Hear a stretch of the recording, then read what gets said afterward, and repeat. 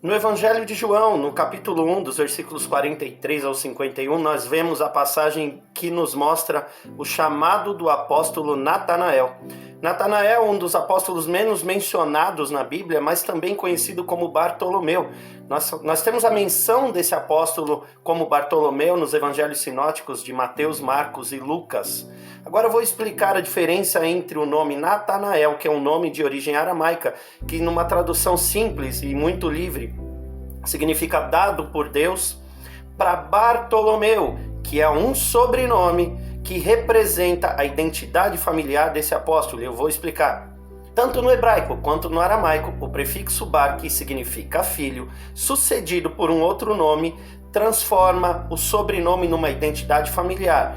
Bartolomeu, que vem de Bartolomaios, então significa filho de Tolmai.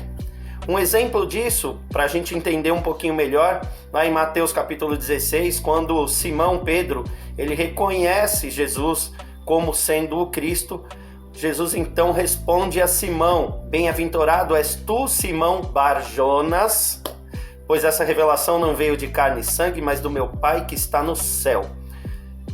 Bem-aventurado és tu, Simão Bar-Jonas, Simão filho de Jonas. Marcos capítulo 10, nós temos a passagem do cego Bartimeu, que a própria palavra já explica. Havia um cego de nome Bartimeu, filho de Timeu. Portanto, Bartolomeu, então, sobrenome do então apóstolo Natanael. Mas o que me deixou mais impressionado nessa passagem, que está lá em João capítulo 1, não foi a questão relacionada ao nome. Isso foi só uma curiosidade para que eu pudesse explicar para vocês as diferenças de nome.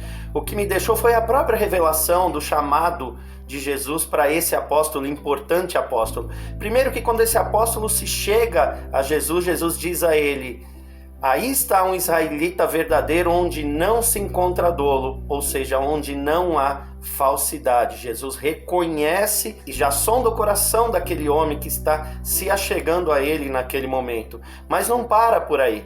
Jesus diz a ele então o seguinte: antes mesmo que Filipe o chamasse, eu vi você sentado debaixo da figueira. Isso é tão profundo e tão lindo que serve para nós nos dias de hoje. Jesus está aqui demonstrando a sua divindade, toda a sua onisciência e toda a sua onipresença. Antes mesmo que qualquer pessoa que tenha servido como ferramenta para as nossas vidas, para nos encaminhar até Jesus, antes mesmo que essas pessoas nos buscassem, Jesus já nos via. Ele nos via nos momentos de dificuldade, ele nos via nos momentos de solidão, ele nos viu o tempo todo e ele sondou os nossos corações. Portanto, se hoje você segue a Jesus, tenha certeza absoluta que ele sempre esteve com você e ele viu você. Teologia nunca é demais. Deus abençoe e compartilhe esse vídeo se vocês acharem que é justo. Um beijo.